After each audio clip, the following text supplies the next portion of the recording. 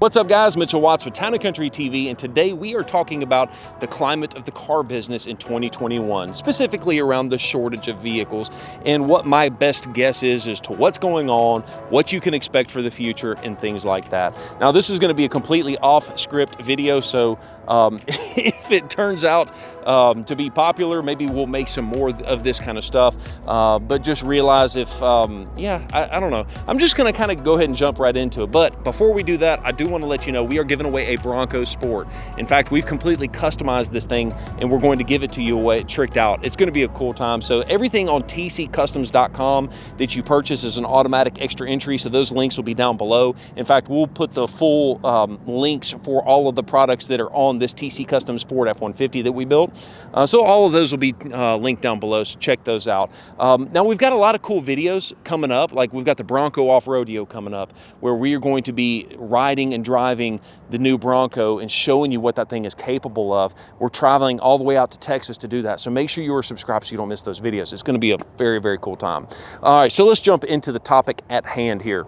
Yeah, there's absolutely no cars on our lot. I say absolutely no cars. We are blessed in the fact that we've got more cars than just about anybody in the Birmingham metro area, but there's a lot of small dealers that are absolutely struggling to get cars, and I wanted to kind of talk about why that is and what I think the future of the car business holds. So one of the biggest things that we get question-wise is why? Why is there such a shortage of vehicles? Well, there's a couple of reasons. It's kind of a perfect storm of a little bit of everything. So at first you had obviously COVID, where the Ford manufacturing plants, the Chevrolet plants, everybody had to shut down for a period of time. And I feel bad for the Chevrolet people because they got hit with shutdowns before coronavirus, as they were on strike right before coronavirus hit. So Chevrolet had the strike, and then they had coronavirus. Well, everybody had coronavirus. And so that kind of stopped the flow of vehicles for a good amount of time. And what's crazy is we're very blessed. Our dealership never had to close down a single day for coronavirus. We were deemed essential in our state and our county, and so we actually stayed open. And yes, we did have a drop-off of sales a little bit, but by and large, people still kept buying vehicles. You have this supply that started to trickle down because people continue to buy, and then you have no cars being built. Well, you fast forward all the way through the end of 2020 and starting of 2021, and really people, as they've been cooped up for almost a year or over a year, they're like, man, I got to get a vehicle. And so they've all kind of come out to buy vehicles, and the economy has been booming. I mean, you know what the housing industry is doing. It's the same kind of thing. You know what the cost of lumber is doing. It's going through the roof. So you've got all of that. The demand has continually risen and risen and risen. And then you've got something that is called the microchip shortage. So if you don't realize, that there is a shortage of microchips in the United States. So think about this for a second. You have all these people that are starting now to work from home, that they need a Chromebook or they need a laptop so that way they can web conference from house, where they've never been doing that before. So you've got consumer electronic sales are up, and every one of those requires a microchip. Well, every one of these vehicles requires quite a few microchips, because think about it. All the technology that's in this vehicle, everything is run by microchips.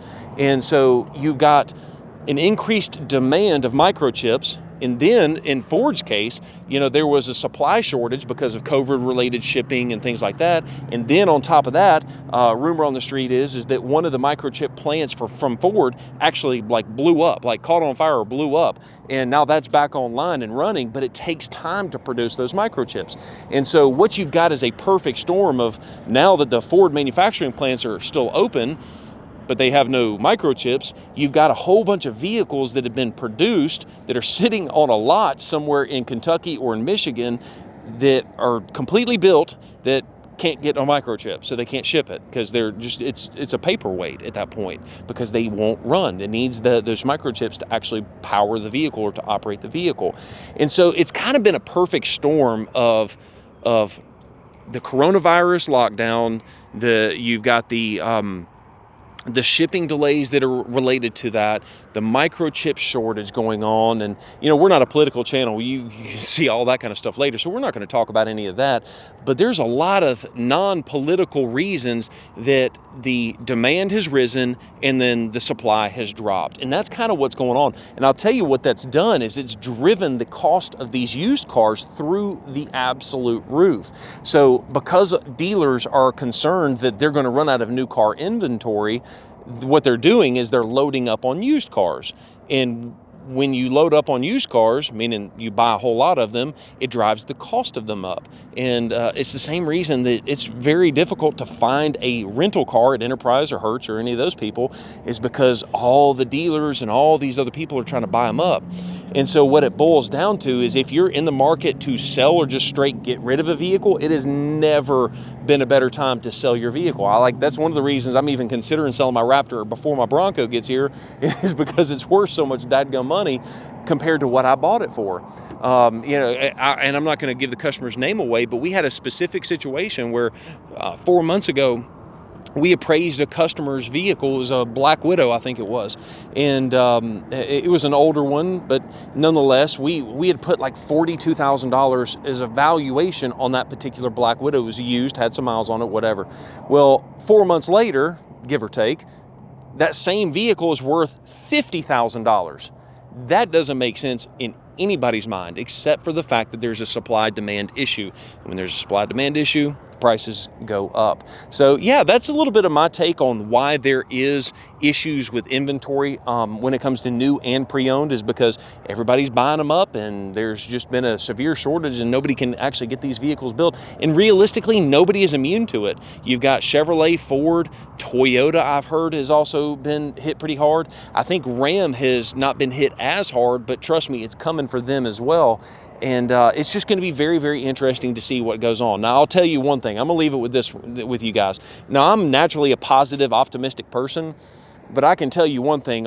Some people are, woe is me kind of mentality. Eeyore, if it can go wrong, it will go wrong. Woe is me. That's not who I am. But I will tell you one thing, that all these people that are freaked out about this kind of stuff, I don't think you really should be, because this is a much better situation to be in than the housing crisis of 2008, where we had thousands of cars on the lot and couldn't sell a dadgum one of them. So at least in this situation, the economy is booming enough to where people are wanting to buy the products. They just simply can't because there's not enough of them. So once again, it's pick your poison, but I would much rather pick this poison than the debacle that was 2008. So hopefully you guys enjoyed this weird little video that has very different from what we've ever made on our YouTube channel before. If you like this kind of content, a little bit different, just kind of an insight of the car business and my personal take on it, make sure you smash that thumbs up button. If enough of you guys like that kind of stuff, and leave some comments, maybe we'll make some more content like this that'll kind of give you a glimpse of my perception of the car business. So thank you guys so much for watching this video. As always, you know what to do. Make sure to smash that thumbs up button, hit the comments down below, and subscribe to the YouTube channel with that bell notification turned on so you don't miss a single video. Peace.